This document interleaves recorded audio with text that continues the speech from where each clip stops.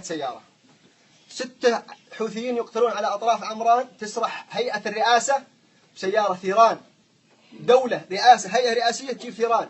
أبناء الضالع ليسوا كفرة وليسوا خارج الملة، يحملون المواطنة والهويات اليمنية، لا زالوا يتمتعون بالمواطنة الكاملة مثلهم مثل أي مواطن تماما. وفي قانون من سقط من عدالة إلى الأرض ما راح يشوف عدالة السماء. لكن أنت لا تتوقع من الناس أنك تقتلهم ما تجي تتعامل معهم ولا تتكلم معهم بناء على محاصصة. في الضالع تهدونهم قذائف دبابات وقذائف مدافع، وفي صعدة أو في عمران تجي تعطيهم ثيران و100 بندق. ليش منطق؟ ولا هو مفهوم إطلاقا ولا مقبول. هذه مسؤولية أخلاقية وأدبية. أنت تقول أنك درست وتعلمت، والجميع المسؤولين يجب أن يحاسبوا. أول شخص يجب أن يحاسب ويقف أمام القضاء أنت. واللي اسمه ربعان المفروض أنت لما تقول أنا مسؤول عنه بيدي قرار، أنت ما بيدك قرار عليه وأنت تعرف أنه بيد من. والله لو بيدك قرار عليه ما إنك ما خليته دقيقة واحدة. لو كان بيدك قرار عليه كان قدمت المحاكمة العسكرية لأنه قاتل اعترف هو.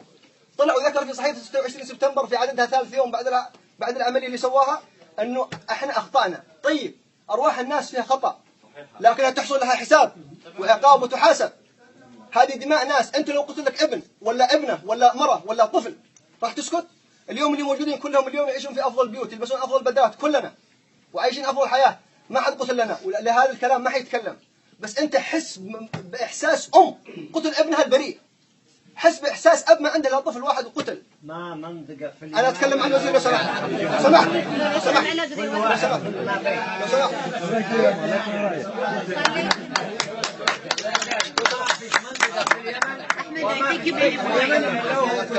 أنا أتكلم لو سمحت.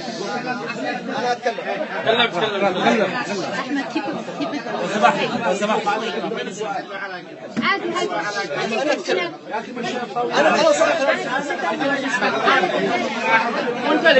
قول براحته. اوكي خليه يقول براحته. لو سمحت.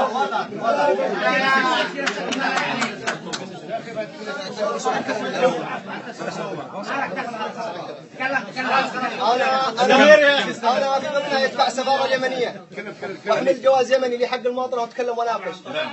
ما لاش صومالي ولا بنغالي، هذا جوازي. لازم تحمل حق المواطنة ومن حقي أتكلم وأناقش. بس لا يقاطعني. ما عاد يقاطعك. كنتينيو خلاص ما فيش مقاطعة. ما ترد على حد. تفضل يا زلمة.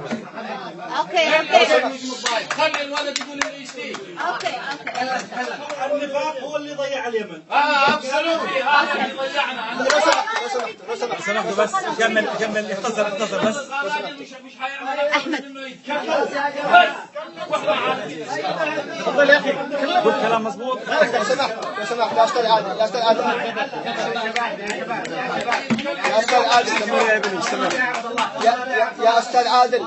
يا سعادة السفير، يا سعادة الوزير، لو سمحتوا يا اخوان، احنا اخوان بعيد عن كل شيء. كلنا اخوان في الشمال وفي الجنوب، كلنا مظلومين، كلنا علينا مشاكل، بس تختلف الخيارات عند الجميع. انا اؤمن لاخواننا في الشمال بالحياة الكريمة، اؤمن لهم بكذلك. انا متزوج امرأة شمالية، انا عايش في الشمال وعندي بيت، واؤمن لكم بحق الحياة مثل ما اؤمن بلي، بس انا اتكلم معه بصفته مسؤول. انا لو انه مش وزير ما تكلمت معه بالطريقة هذه، هذا مسؤول ويجب ان توصل رسالة بالطريقة، وهو يعرف في القانون. ونحن في امريكا بلاد الحرية والديمقراطية. لا بس على كل شوف يا اخي يا استاذ العزيز، نحن آمنا في الحراك الجنوبي السلمي بالسلمية. خرجنا في 2007 ورفعنا الخيار السلمي، خرجنا بدون ما نرفع لا عصا ولا فاس ولا حجر وقمعنا. ومع ذلك أنتم تحاولون بالسلطة وبوزارة الدفاع وبالجيش اللي تنزل ويقتل الناس ويحاول أن يضيق عليهم حياتهم ومعيشتهم في كل مكان، تحاولون أن تجروهم إلى مربع نحن في غنى عنه. نحن لسنا في مشكلة مع أخواننا في المنطقة الشمالية، لا التجار ولا المواطن ولا حتى العساكر ولا أحد.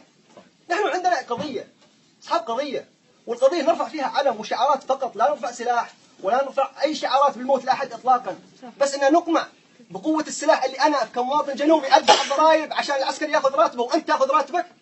مش صحيح أني أنا أوفر لك راتبك وأنت تقتلني. هذه مناقضة يا رجل. في قضاء وفي عدالة، ولهذا الأساس أنت تهدي أبناء الضالع قذائف ودبابات وطيارات، تهديهم ويموتوا وهم أهدوك أي حاجة، وهذه تقبلها مني لك. لا هذا